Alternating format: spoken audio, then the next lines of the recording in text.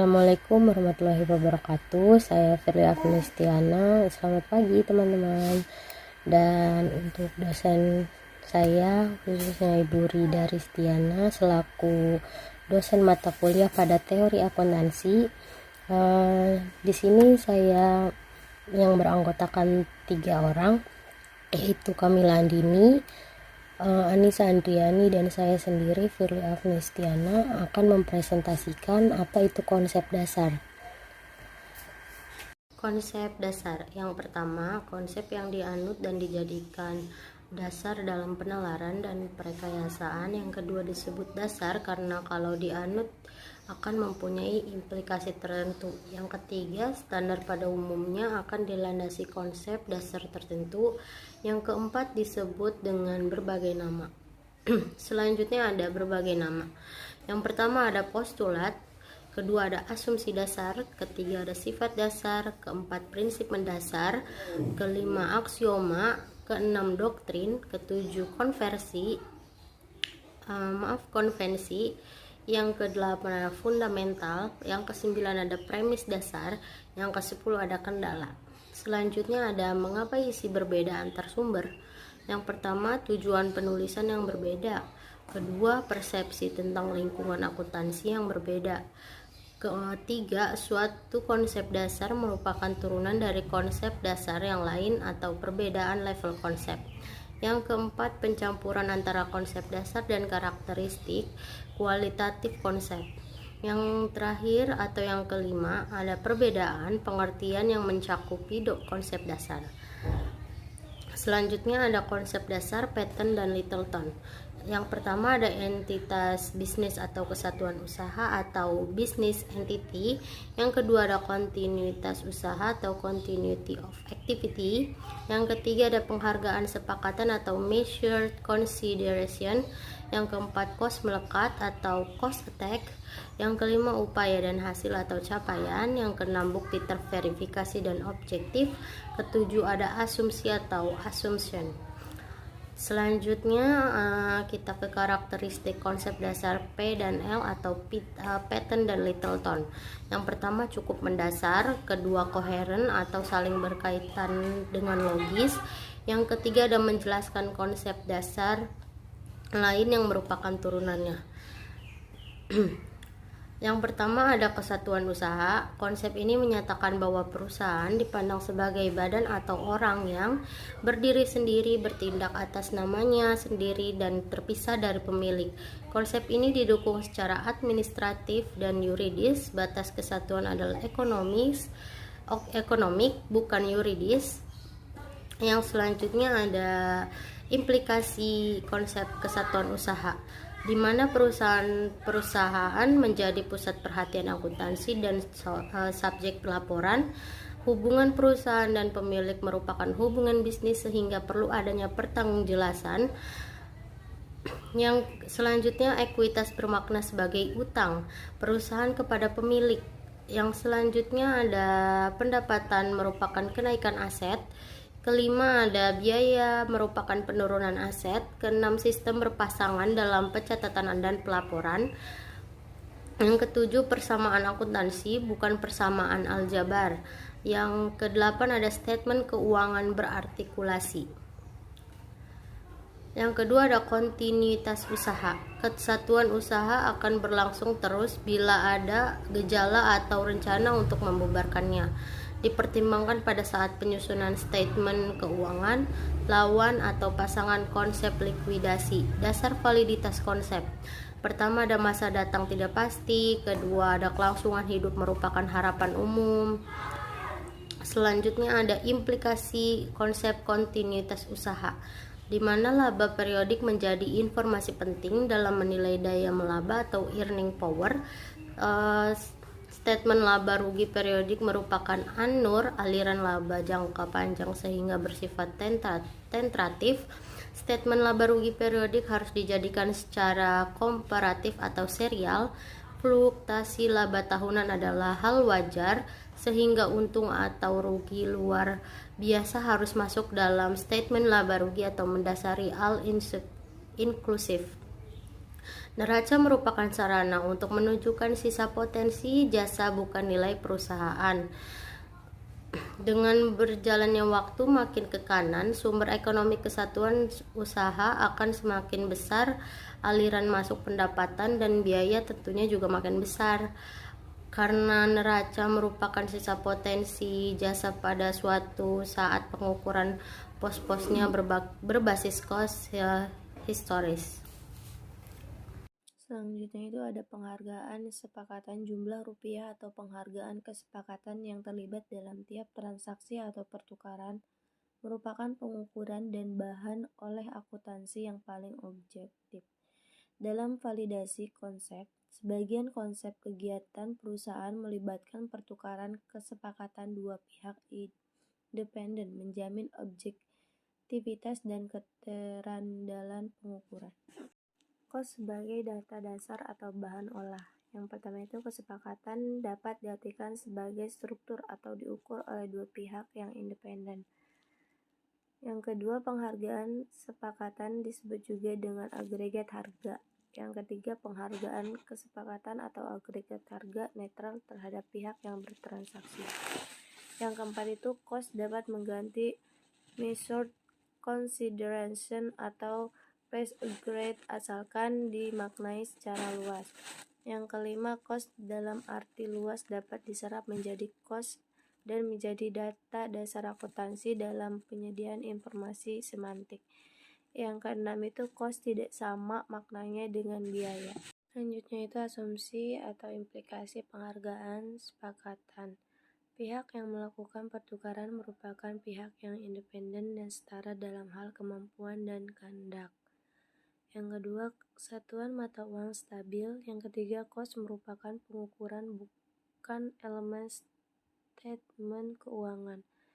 Yang keempat, biaya tidak dapat sebagai padan kata cost. Yang kelima, cost mempresentasi besarnya jasa di balik angka cost.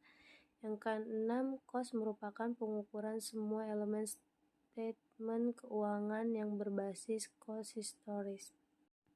Selanjutnya ada cost melekat. Cost melekat pada objek yang direpresentasinya. Gabungan berbagai objek untuk membentuk objek baru hanya memerlukan gabungan cost yang melekat pada tiap objek pembentuk. Dasar validasi konsep. Tujuan penelusuran cost adalah untuk merunut upaya cost dapat dipecah dan digabung seakan-akan mempunyai daya saling mengikat dilandasi cost terkandung.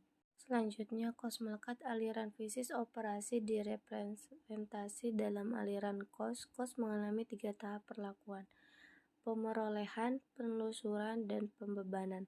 Penggabungan cost tidak memperhitungkan atau mengakui tambahan utilitas objek yang diikuti manfaat baru diakui setelah ada kesepakatan pihak independen terhadapnya. Produk menjadi wadah penggabung cost yang mudah dikaitkan dengan produk. Periode menjadi wadah penggabung cost yang tidak mudah dikaitkan dengan produk. Selanjutnya ada upaya dan hasil. Biaya merupakan upaya dalam rangka mencapai hasil atau capaian berupa pendapatan. Jadi biaya penyerahan barang dan jasa menimbulkan pendapatan, bukan sebaliknya. Pendapatan menanggung biaya. Dasar validasi konsep. Yang pertama itu untuk mendapatkan sesuatu orang harus berusaha. Yang kedua, pada umumnya orang mengharapkan upayanya membuahkan hasil. Yang ketiga, upaya dilakukan dengan senang hati dan bukan beban, siksaan atau cobaan. Yang keempat, hasil pada umumnya sepadan dengan upaya. Selanjutnya ada 7 implikasi upaya dan hasil. Yang pertama, perlunya basis asosiasi untuk penentuan laba yang bermakna. Yang kedua, produk merupakan penangkaran untuk mengasosiasi pendapatan dan biaya yang ideal. Yang ketiga, laba akuntansi merupakan residual hasil penandingan.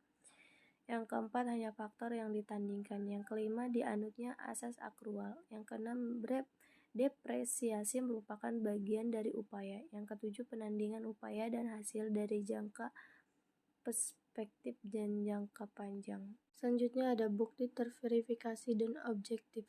Kebermanfaatan informasi akan tinggi kalau informasi didukung dengan bukti yang objektif dan dapat diuji kebenarannya. terverifikasi yaitu memungkinkan orang untuk meyakinkan kebenaran akan sesuatu. Objektif yaitu penentuan kebenaran didasarkan atas fakta, bukan subjektivitas. Akuntansi berdasarkan diri pada objektivitas relatif sesuai dengan keadaan yang melingkup. Assalamualaikum warahmatullahi wabarakatuh. Saya Anissa Andriani. Di sini saya akan melanjutkan presentasi yang sebelumnya dibacakan oleh saudari Kamila Andini. Implikasi bukti terverifikasi dan objektif dibagi menjadi 4. Yang pertama, menentukan tingkat kewajaran dalam pengadilan. Yang kedua, tingkat keobjektif dan bukti harus dilihat dalam perspektif jangka panjang. Yang ketiga, bukti dalam akuntansi tidak harus sama dengan bukti yuridis. Dan yang terakhir, keterverifikasi dan objektif dan bukti dalam akuntansi bersifat relatif atau bertingkat atau terbaik diperoleh bukannya mutlak. Yang keenam ada asumsi. Konsep dasar merupakan asumsi atau paling tidak dilandasi oleh asumsi tertentu. Yang pertama, harapan atau pengalaman umum menjadi landasan konsep kontinuitas usaha. Yang kedua, periode 1 tahun diasumsi tidak terlalu pendek atau panjang. Yang ketiga, kos sebagai pengukur dilandasi asumsi bahwa orang bertindak rasional. Yang keempat, unit moneter digunakan sebagai pengukur didasarkan pada asumsi bahwa mata uang stabil. Yang terakhir, penekanan pada penentuan laba didasarkan pada asumsi bahwa tujuan untuk perusahaan adalah mencapai laba. Konsep dasar penting lainnya di sini yang pertama ada pengakuan hak milik, yang kedua keanekaragaman antar entitas, yang ketiga konservatisme, dan yang terakhir pengendalian internal menjamin keterandalan data. Selanjutnya di sini ada konservatisme, sikap dalam menghadapi ketidakpastian dengan cara mengambil keputusan atas dasar munculan yang terjelek.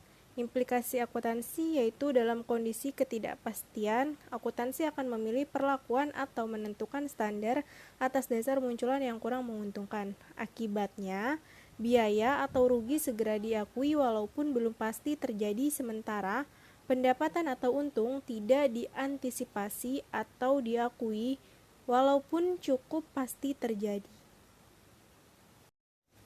Yang terakhir, ada manfaat konsep dasar. Yang pertama, komponen argumen dalam penalaran logis pada tingkat perekayasaan penetapan standar atau penerapan standar. Yang kedua, terrefleksi di basis penyimpulan atau basis for conclusion dalam rangka konseptual sebagai hasil perekayasaan.